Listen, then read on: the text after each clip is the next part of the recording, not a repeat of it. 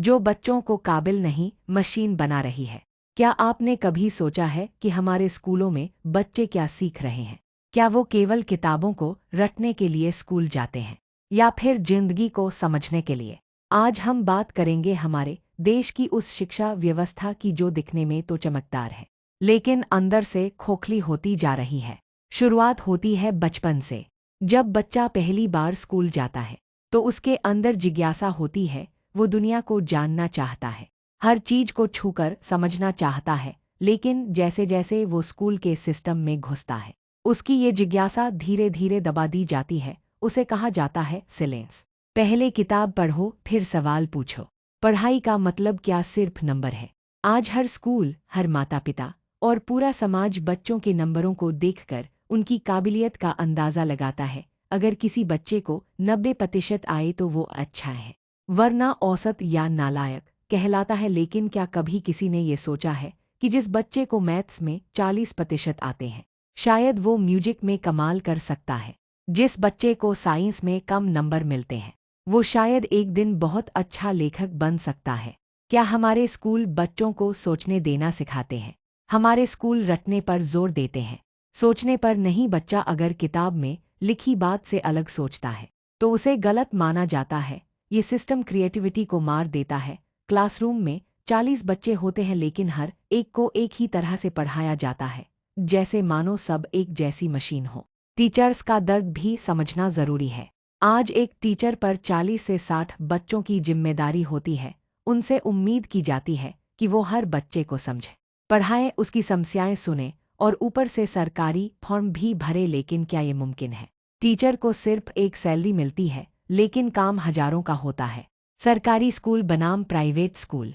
आज भी हमारे देश के लाखों बच्चे सरकारी स्कूलों में पढ़ते हैं, जहां न तो ठीक से क्लास होती है, न ही टॉयलेट और न ही किताबें समय पर मिलती हैं। वहीं दूसरी ओर प्राइवेट स्कूलों में भारी फीस ली जाती है, लेकिन वहां भी शिक्षा का मतलब सिर्फ कंपटीशन और रटने तक सीमित होता है। कोचिंग सेंटर का खेल अब शिक्षा का एक और रूप है। कोचिंग बच्चे स्कूल के बाद कोचिंग जाते हैं, फिर घर आकर होमवर्क करते हैं। पूरे दिन का टाइम टेबल ऐसा होता है कि खेलने, सोचने या खुद से कुछ करने का समय ही नहीं मिलता। क्या ये शिक्षा है या एक बोझ? सपनों की हत्या।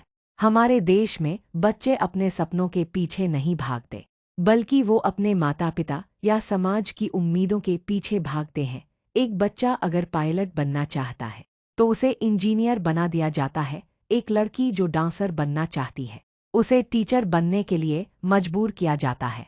फिर क्या करें? समाधान क्या है? सबसे पहले शिक्षा में सोचने और समझने की आदत डालनी होगी।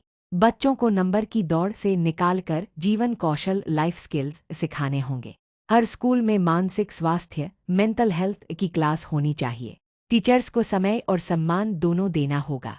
पाठ्यक्रम को ऐसा बनाना होगा जिसमें बच्चे सिर्फ याद न करें, समझें और खुद से सवाल करें।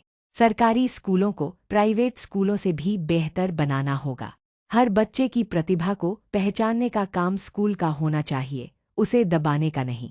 आखिर में, शिक्षा वो चाबी है जो किसी भी देश के भविष्य को बदल सकती है। लेकिन अगर वो चाबी ही जंग खा गई हो तो ताला कभी नहीं खुलेगा। बच्चों को सिर्फ पढ़ाई नहीं, सोचने की आज़ादी दो, उन्हें डिग्री नहीं, दिशा दो। क्योंकि अगर आज की शिक्षा व्यवस्था नहीं बदली तो कल का समाज सिर्फ नौकरी मांगने वालों से भरा होगा, बनाने वालों से नहीं। अगर ये स्क्रिप्ट पसंद आई हो तो बताओ अगला टॉपिक क्या हो। अगर आपको ये बात दिल से लगी हो, अगर आप भी चाहते हैं कि हमारे देश की शिक्षा व्यवस्था बदले, तो इस वीडियो को एक लाइक ज़रूर दीजिए। कमेंट में बताइए क्या आप अपने स्कूल के अनुभव से सहमत हैं। और हाँ, इस चैनल को सब्सक्राइब करना मत भूलिए, क्योंकि हम ऐसी ही सच्ची और सोच बदलने वाली बातें आप तक लाते रहेंगे। बेल आइकॉन दबाइए ताकि अगली बार जब कोई सच्ची बात कहे तो सबसे पहले आपके पास पहुंचे, क्योंकि बदलाव की शुरुआत सोच से होती है।